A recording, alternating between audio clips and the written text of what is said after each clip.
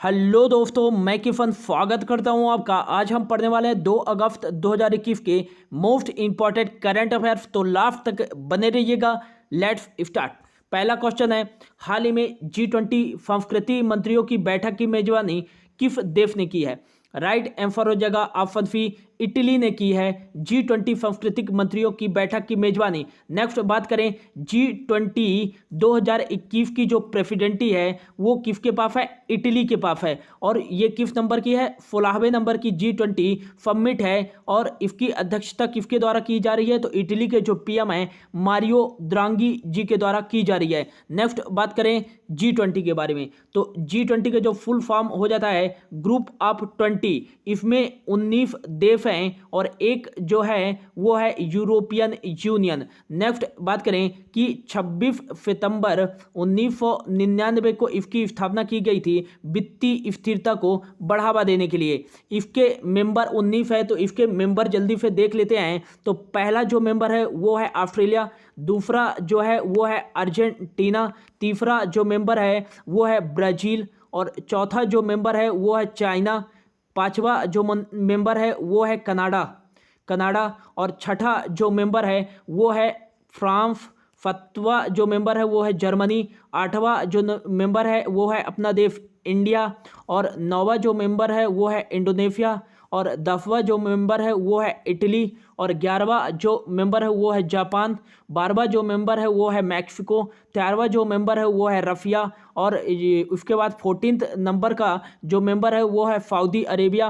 15th number का जो member है वो है साउथ अफ्रीका और 16th नंबर का जो मेंबर है वो है साउथ कोरिया और 17th नंबर का जो है वो है टर्की और 18th नंबर का जो है यूके यूनाइटेड किंगडम और 19th नंबर का जो है वो है यूएसए और जो 20 नंबर का है वो है यूरोपियन यूनियन, जिसकी स्थापना 1993 में की गई थी। ऑस्ट्रेलिया की राजधानी कैनबरा और ऑस्ट्रेलियन डॉलर यहाँ करेंसी चलती है। अर्जेंटीना ब्यूनस आयर्स और ब्राजीलिया और रियाल यहाँ करेंसी चलती है। चाइना की राजधानी बीजिंग है और यहाँ रेनमिन भी करेंसी चलती है। कनाडा की जो राजधानी है ओटवा और यहाँ कनाडियन डॉलर करेंसी चलती है। फ्रांस पेरिस यूरो चलती है। जर्मनी बर्लिन यूरो चलती है। इंडिया का तो आपको पता ही है। इंडोनेशिया की राजधानी जकार्ता और यहाँ जो चलती है वो रुपया करेंसी चलती है। नेक्स्ट जो है इटली की जो राजधानी है वो रोम है और यहाँ यूरो चलती है। जापान की राजधानी टोक्यो और यहाँ येन करेंसी चलती है। मैक्सिको की राजधानी मैक्सिको सिटी पीसो यहाँ करेंसी चलती है।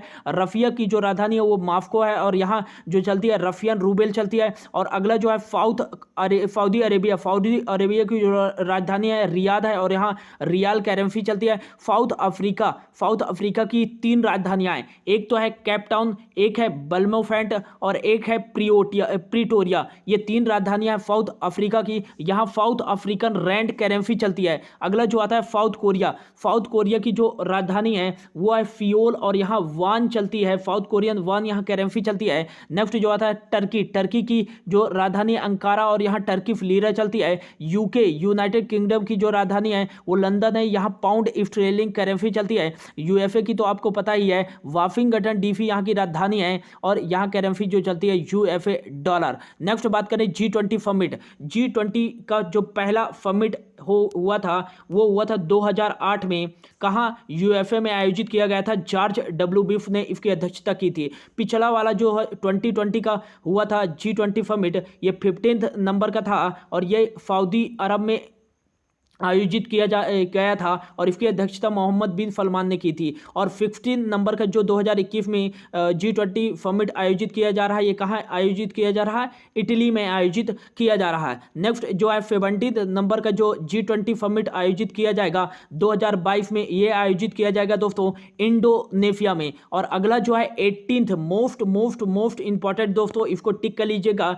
18th नंबर का G20 समिट 2023 में कहाँ आयोजित किया जाएगा?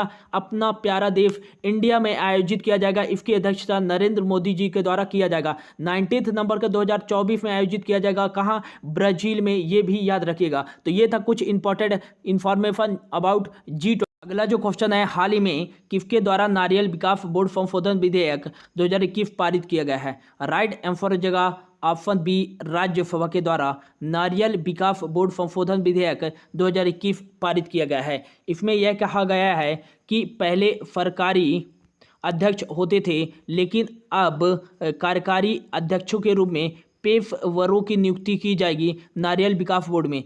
पहले इसके सदस्य जो थे वो 4 थे, लेकिन अब सदस्यों की संख्या बढ़ाकर 6 कर दी गई है। और यह किस मंत्रालय के तहत कार्य करता है, तो कृषि मंत्रालय के तहत कार्य करता है नारियल विकास बोर्ड। नेक्स्ट बात करें कि एक क्वेश्चन पूछा जाता है कि भारत में नारियल का उत्पादक सबसे बड़ा राज्य कौन सा है, तो वो केरल है, याद रखिएगा। अब यह राज्यसभा के द्वारा पारित किया गया है, तो राज्यसभा के बारे में देख लेते हैं। तो राज्यसभा का जो पहली बार गठन किया गया था अप्रैल 1952 में, और इसकी पहली बैठक जो हुई थी वो 13 मई 1952 को आयोजित की गई थी। राज्यसभा की पहली बैठक। राज्यसभा के पहले सभापति कौन थे, तो सर्वपल्ली राधाकृष्णन, और पहले उपसभापति जो थे FB कृष्णमचारी। नेक्स्ट बात करें कि राज्यसभा के वर्तमान में सभापति कौन है, तो सभापति जो होते हैं राज्यसभा के वो उपराष्ट्रपति होते हैं भारत के, और वर्तमान में भारत के उपराष्ट्रपति हैं M वेंकैया नायडू, और यही वर्तमान में राज्यसभा के सभापति हैं। राज्यसभा के वर्तमान में उपसभापति कौन है, तो हरिवंश नारायण हैं उपसभापति। नेक्स्ट बात करें राज्यसभा में सदन के नेता कौन हैं, तो ये हैं हाल ही में नियुक्त किए गए हैं पीयूष गोयल। और सदन के उप नेता हाल ही में किसे नियुक्त किया गया है, तो ये मुख्तार अब्बास नकवी को नियुक्त किया गया है, केंद्रीय अल्पसंख्यक मामलों के मंत्री हैं। नेक्स्ट बात करें कि राज्यसभा में वर्तमान में कितनी सीटें हैं, तो 245 सीटें हैं, जिसमें से 233 जो होते हैं निर्वाचित होते हैं, और 12 जो होते हैं मनोनीत किए जाते हैं राष्ट्रपति के द्वारा कला साहित्य के क्षेत्र में। नेक्स्ट बात करें राज्यसभा में अधिकतम कितने सीट हो सकती हैं, तो 250 सीटें हो सकती हैं, जिसमें से 238 तो निर्वाचित होंगे और 12 जो होंगे वो मनोनीत किए जाएंगे। बढ़ते हैं अगले क्वेश्चन पे। अगला जो क्वेश्चन है, हाल ही में भारत का नया महालेखा नियंत्रक CGA किसे नियुक्त किया गया है, तो राइट आंसर जगह ऑप्शन सी दीपक दास को भारत का नया महालेखा नियंत्रक CGA नियुक्त किया गया है। अब यह CGA है क्या, तो CGA का जो फुल फॉर्म हो जाता है कंट्रोलर जनरल ऑफ अकाउंट। यह वित्त मंत्रालय के तहत जो व्यय विभाग होता है वह भारत सरकार का प्रधान लेखाकार होता है। कौन, महालेखा नियंत्रक। नेक्स्ट बात करें कि दीपक दास को 25वें नंबर का CGA नियुक्त किया गया है। एक कन्फ्यूजन होता है दोस्तों, CGA और एक होता है CAG, जिसे कैग के रूप में भी जाना जाता है। CGA का फुल फॉर्म हो जाता है कंट्रोलर जनरल ऑफ अकाउंट, और CAG का कैग का फुल फॉर्म हो जाता है कंट्रोलर ऑडिटर जनरल। जो राज्य के और भारत सरकार के आय और व्यय का लेखा जोखा करता है उसे ही कहते हैं कैग, कंट्रोलर ऑडिटर जनरल। और वर्तमान में कैग कौन है भारत के, तो वो हैं GV मुर्मू। और इसके एक फेमस क्वेश्चन पूछा जाता है कि कैग की नियुक्ति जो होती है वो किस अनुच्छेद के तहत, तो 148 अनुच्छेद के तहत की जाती है, ये भी याद रखिएगा। नेक्स्ट जो बात करें ऑप्शन पे है तुषार मेहता। हाल ही में कौन है सॉलिसिटर जनरल हैं भारत के, और के वेणुगोपाल जो हैं वो वर्तमान में भारत के अटॉर्नी जनरल हैं। और दीपक दास जैसा कि बताया महालेखा नियंत्रक कंट्रोलर जनरल ऑफ अकाउंट हैं, और GV मुर्मू जो हैं वो कंट्रोलर ऑडिटर जनरल जो हैं GV मुर्मू कैग हैं। बढ़ते हैं अगले क्वेश्चन पे। अगला जो क्वेश्चन है, हाल ही में NEP नेशनल एजुकेशन पॉलिसी के 1 वर्ष पूरे होने पर प्रधानमंत्री नरेंद्र मोदी जी द्वारा इनमें से कौन सा कार्यक्रम लॉन्च किया गया है, तो इसका जो राइट आंसर जगह दोस्तों वो हो जाएगा उपयुक्त सभी। निफ्टा 2, विद्या प्रवेश, एकेडमिक बैंक ऑफ क्रेडिट और सफल, ये चारों कार्यक्रम प्रधानमंत्री नरेंद्र मोदी जी द्वारा लॉन्च किया गया है नेशनल एजुकेशन पॉलिसी के 1 वर्ष पूरे होने पर। नेक्स्ट बात करें दोस्तों नेशनल एजुकेशन पॉलिसी पहली बार कब लाई गई थी, तो 1968 में लाई गई थी। किस PM के कार्यकाल में लाई गई थी, तो इंदिरा गांधी PM के कार्यकाल में लाई गई थी। किस समिति की सिफारिश पर लाई गई थी, तो कोठारी आयोग की समिति की सिफारिश पर लाई गई थी। नेक्स्ट जो दूसरे नंबर की नेशनल एजुकेशन पॉलिसी लाई गई थी वो लाई गई थी 1986 में। उस समय PM कौन थे, तो उस समय PM थे राजीव गांधी। इसी नेशनल एजुकेशन पॉलिसी जो दूसरी वाली थी, इसी में ऑपरेशन ब्लैक बोर्ड शुरू किया गया था और GDP का 3% खर्च करने के लिए कहा गया था। नेक्स्ट बात करें कि जो तीसरी नेशनल एजुकेशन पॉलिसी लाई गई थी, तो तीसरी तो नहीं कह सकते, इसको दूसरी ही कहेंगे, क्योंकि यह 1986 की जो दूसरी नेशनल एजुकेशन पॉलिसी थी उसी में संशोधन किया गया था 1992 में, और उस समय के जो पीएम थे पीवी नरसिम्हा राव थे। यदि संशोधन को इंक्लूड करें तो ये 2020 की चौथी नेशनल एजुकेशन पॉलिसी होगी। नेशनल एजुकेशन पॉलिसी 2020 में लाई गई है, और हालांकि इसका मसौदा जो है 2019 में ही तैयार कर लिया गया था और के कस्तूरी रंगन समिति की सिफारिश पर लाई गई है। और नेक्स्ट बात करें, इसमें जीडीपी का 6% खर्च करने के लिए कहा गया है, और इसमें 10+2 की जगह कौन सा मॉडल अपनाया गया है, तो 5+3+4 मॉडल को अपनाया गया है, जिसमें 5 का मतलब होता है फाउंडेशन स्टेज, 3 का होता है प्रिपरेटरी स्टेज, और 3 का जो सेकेंड वाला है वो उसका होता है कौन सा मिडिल स्टेज, और नेक्स्ट जो है सेकेंडरी स्टेज होता है। तो ये नेशनल एजुकेशन पॉलिसी है। अब यह कार्यक्रम क्या है, निष्ठा 2.1, यह नेशनल एजुकेशन पॉलिसी के 1 वर्ष पूरे होने पर लॉन्च किया गया है पीएम नरेंद्र मोदी जी के द्वारा। तो निष्ठा 2.0 जो है दोस्तों, वो है एक दुनिया का सबसे बड़ा शिक्षक का प्रशिक्षण कार्यक्रम है। इसके तहत जो स्कूली शिक्षक होते हैं उनको प्रशिक्षित किया जाएगा ताकि बेहतर एजुकेशन मिल सके छात्रों को। और नेक्स्ट जो है विद्या प्रवेश दोस्तों, यह NCERT द्वारा बनाया गया एक पाठ्यक्रम है। इसके तहत जैसे ही एक बच्चा स्कूल में प्रवेश करता है उसको एक छोटी से छोटी गतिविधियों के समझ से रोचक ढंग से उनको सिखाने में मदद करना, और यह एक कार्यक्रम है बच्चों को सिखाने के लिए, ताकि उसकी जो शुरुआती से ही उसकी जो आधारशिला है वो मजबूत किया जा सके, और आगे ज़्यादा से ज़्यादा अच्छी से समझ विकसित किया जा सके। तो विद्या प्रवेश अभी शुरुआती दौर पर ही बच्चों को सिखाने के लिए एक कार्यक्रम है जो कि NCERT द्वारा एक पाठ्यक्रम तैयार किया गया है। अगला जो है academic bank of credit. Academic bank of credit क्या होता है दोस्तों, जैसे कोई भी छात्र स्टडी करता है तो वो वहीं एक अपना क्या डिजिटल बैंक खोल सकता है। इसमें जो भी क्रेडिट अर्निंग करेगा छात्र वो इसमें जमा कर सकता है, और इस क्रेडिट का उपयोग वह अपनी डिग्री प्राप्त करने में कर सकता है। ये है academic bank of credit. Next जो है सफल, ये जो कार्यक्रम है ये CBSE छात्रों के लिए चलाया गया है। इसके तहत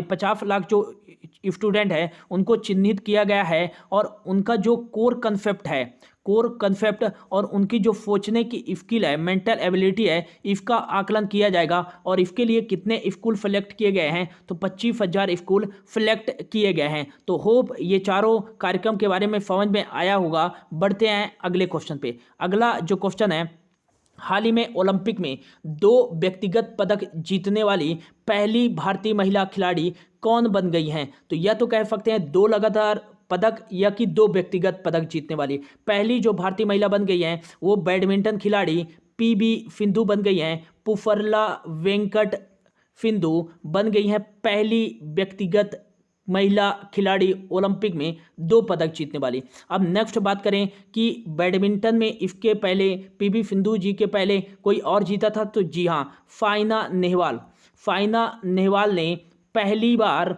ओलंपिक में पदक जीतने वाली पहली भारतीय बैडमिंटन महिला खिलाड़ी बनी थी। कब जीती थी ये, 2012 के लंदन ओलंपिक में। और ओलंपिक में रजत पदक जीतने वाली पहली भारतीय बैडमिंटन खिलाड़ी कौन बनी है, तो PV सिंधु। और किस ओलंपिक में इन्होंने जीता था, तो 2016 के रियो ओलंपिक्स में, जो कि रियो डी जेनेरियो ब्राजील में आयोजित किया गया था। और 2020 के टोक्यो ओलंपिक में इन्होंने क्या जीता है, ब्रॉन्ज मेडल जीता है, और 2 लगातार पदक जीतने वाली ओलंपिक में पहली महिला खिलाड़ी बन गई हैं। इसके पहले 2 लगातार जो पदक जीते थे वो सुशील कुमार जीते थे, रेफलर हैं सुशील कुमार। ओलंपिक में 2 लगातार जीतने वाले जो पदक वो भारत के पहले पुरुष खिलाड़ी थे, ये भी याद रखिएगा। नेक्स्ट बात करें PV सिंधु जी के बारे में, तो PV सिंधु जी किस राज्य से हैं, तो यह आंध्र प्रदेश से बिलोंग करती हैं। 2013 में भारत सरकार द्वारा इन्हें अर्जुन पुरस्कार से सम्मानित किया गया था और 2015 में इन्हें भारत सरकार का जो चौथा सबसे बड़ा नागरिक सम्मान होता है पद्म श्री द्वारा सम्मानित किया गया था और 2016 में इन्हें राजीव गांधी खेल रत्न पुरस्कार से सम्मानित किया गया था और 2020 में भारत सरकार का जो तीसरा सर्वोच्च नागरिक सम्मान होता है पद्म भूषण से सम्मानित किया गया था पीबी सिंधु जी को। और 2019 में विश्व बैडमिंटन चैंपियनशिप जीतने वाली जो हैं भारत की पहली खिलाड़ी बन गई हैं बैडमिंटन खिलाड़ी पीबी सिंधु, ये भी याद रखिएगा। अगला जो क्वेश्चन है, हाल ही में ओलंपिक में हैट्रिक गोल करने वाली भारत की पहली महिला खिलाड़ी कौन बन गई हैं? तो इसका जो राइट आंसर हो जाएगा उत्तराखंड की वंदना कटारिया ओलंपिक में हैट्रिक गोल करने वाली भारत की पहली महिला खिलाड़ी बन गई हैं। और ये किस खेल से संबंधित है? तो हॉकी से संबंधित है।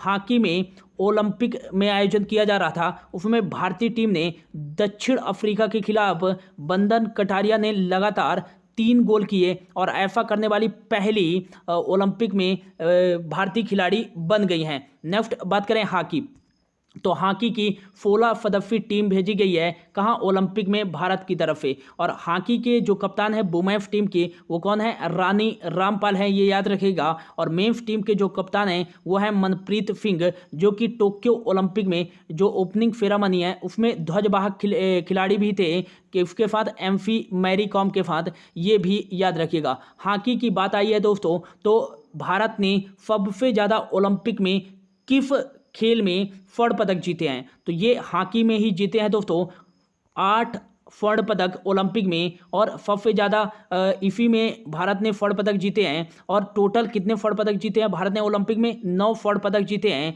और जो 9वां स्वर्ण पदक है गोल्ड मेडल वो अभिनव बिंद्रा ने जीता था। और व्यक्तिगत स्पर्धा में गोल्ड मेडल जीतने वाले ओलंपिक में पहले खिलाड़ी बने थे अभिनव बिंद्रा, जो कि शूटिंग से संबंधित है। 2008 में इन्होंने बीजिंग ओलंपिक में जीता था। अगला जो क्वेश्चन है, हाल ही में मुस्लिम महिला अधिकार दिवस कब बनाया गया है? तो इसका जो राइट आंसर जगह ऑप्शन बी 1 अगस्त को बनाया जाता है। मुस्लिम महिला अधिकार दिवस 3 तलाक के खिलाफ कानून बनाने के उपलक्ष्य में यह दिवस बनाया जाता है। 3 तलाक कानून के 2 साल पूरे हो गए हैं। और यह 3 तलाक कानून है क्या? तो इसमें कोई भी मुस्लिम पुरुष जो होता है 3 बार तलाक बोल के मुस्लिम महिला से वैवाहिक संबंध तोड़ लेता है। और इसी पर एक कानून 2019 में पारित किया गया था कि 3 तलाक को अपराध घोषित कर दिया जाएगा। और फाइनली जो चंद्रचूड़ जी हैं, चंद्रचूड़ जस्टिस जी की एक बेंच बनी थी और उसमें मुस्लिम विवाह संरक्षण अधिनियम की धारा 3 के तहत यह कहा गया था कि कोई भी मुस्लिम पुरुष यदि 3 तलाक से क्या लेता है? तलाक देता है, तो यह एक अपराध है और इसके तहत पुलिस बिना वारंट के उसकी गिरफ्तारी कर सकती है और साथ ही साथ उसको 3 साल तक की सजा सुनाई जा सकती है और सुप्रीम कोर्ट द्वारा जुर्माना भी लगाया जा सकता है। तो यह है 3 तलाक। और ये इसके हाल ही में 2 साल पूरे हो गए हैं और 1 अगस्त को ही बनाया गया है 3 तलाक के खिलाफ कानून बनाने के उपलक्ष्य में मुस्लिम महिला अधिकार दिवस। अगला जो क्वेश्चन है, हाल ही में नए नौसेना उप प्रमुख कौन बनाए गए हैं? इसको राइट कर लीजिएगा, कौन बनाए गए हैं? तो इसका जो राइट आंसर जगह ऑप्शन बी FN धूर्मड़े नौसेना के नए उप प्रमुख बन गए हैं। नेक्स्ट बात करें करमबीर सिंह, तो करमबीर सिंह भारत के वर्तमान में प्रमुख जो हैं वो हैं नेवल स्टाफ के। और RK भदौरिया जो हैं वो एयरफोर्स के प्रमुख हैं। और जो हैं मनोज मुकुंद नरवणे वो थल सेना प्रमुख हैं मनोज मुकुंद नरवणे। FN धूर्मड़े को 2007 में नौसेना सम्मान से भी सम्मानित किया गया था, ये भी याद रखिएगा। तो ये था दोस्तों आज का करंट अफेयर। होप आपको अच्छा लगा होगा। Thank you so much for your watching.